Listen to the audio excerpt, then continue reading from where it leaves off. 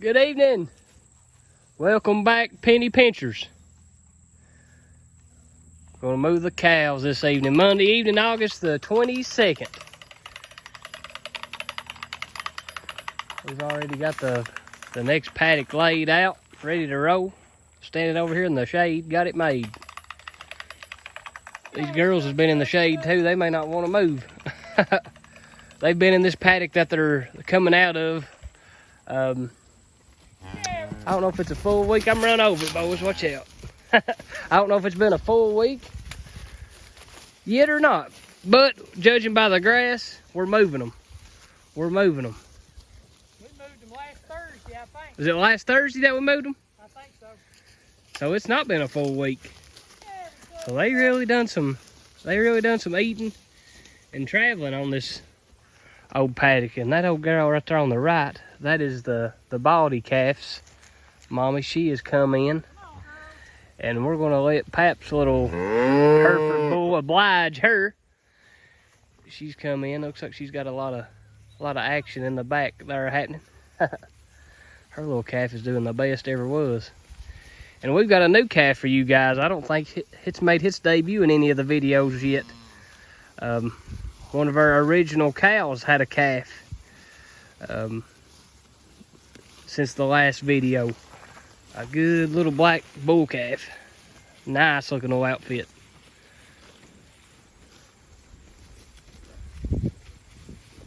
It's already bigger than that other calf.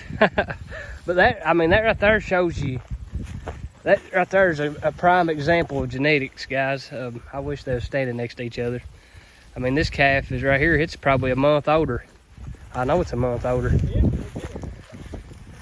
This calf right here is a month older than that one, and it's already bigger. It's probably 10 or 15 pounds heavier. But that just shows you the genetics on bulls, guys, and cows too. I don't know what the bull to this calf right here is.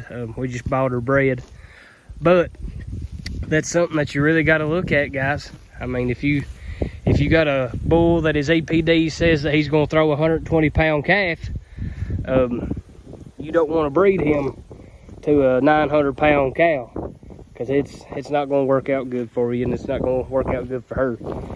You're going to have a dead cow and a dead calf more than likely. So that's a little education in itself, is bull selection. But that's just amazing to me. Like I've mentioned it before, that calf right there, that's the smallest little calf I've ever seen in my life. He may have just be a runt, but I tell you what he is, he's a lively runt. Yeah, she's definitely in heat. That's what you would call standing heat right there. So I'd imagine the old bull has already introduced himself to her. And I'd say he'll continue to do so. That's one thing, guys, that we noticed about the Hereford breed. Even with Carlson, that we sent back to Sturgeon Creek Farms, we didn't catch him but maybe once or twice attempting to breed cows in the daylight. That's just something that it has to be just a breed thing. With our experience here with 3 or 4 different Hereford bulls, you won't catch them breeding a lot in the daylight, or you won't catch them breeding in front of you anyway. I'll put it like that. They may be shy. Wait till you leave. But that's just something that we've noticed, guys, and it's kind of interesting. I mean, smart in a way, because it's cooler of a night, not as much stress and work, I guess. But maybe something to think about. So you may just have bought yourself a Hereford bull and are worried sick that he's not doing his job, and come up 9 months from now, you may figure out that he's done it well. But yeah, we definitely got one coming already in. And it's prime picking. But look, talk about prime picking. Look at this, what we're in today, guys. This is our last paddock on what we're going to call the back half of the farm. We've got several good rains, some good heat, good sunshine weather here in Eastern Kentucky for the last month. So our plan is, if we can make it to September the 1st, and we may end up to prolong to September the 1st, we may have to put over on the neighbor's hillside there for a few days because we don't want to overgraze this. We're officially in winter stockpile mode. So our plan is to not come back from where those cows are, from there all the way back to where we've just grazed in the last couple videos. We are not going to come back to this side of the farm until we absolutely have to. Our goal is that we have enough grass on the other half of the farm, probably 30-ish acres. Our goal is that we have enough grass to get us to January. And we're not going to feed hay on that side, guys.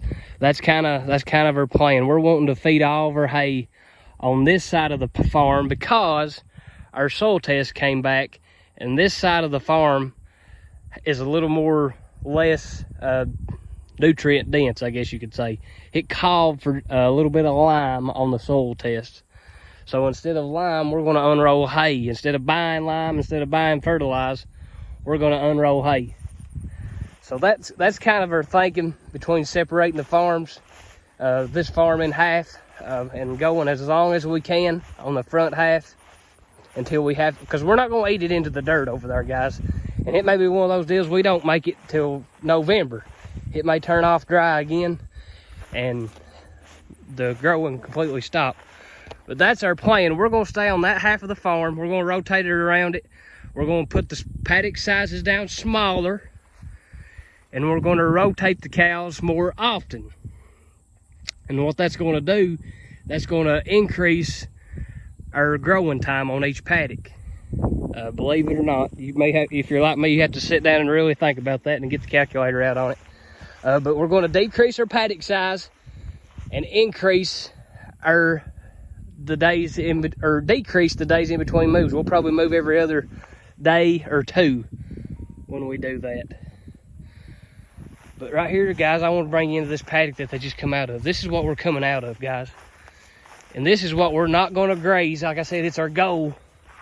We're not going to come back here till January.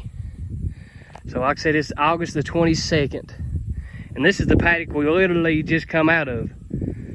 So from the center of this little valley right here over, it's had, some of that's had almost 3 weeks rest on it. So I mean it's literally ready to graze again. So what we're going to do, that's what you call winter stockpiling.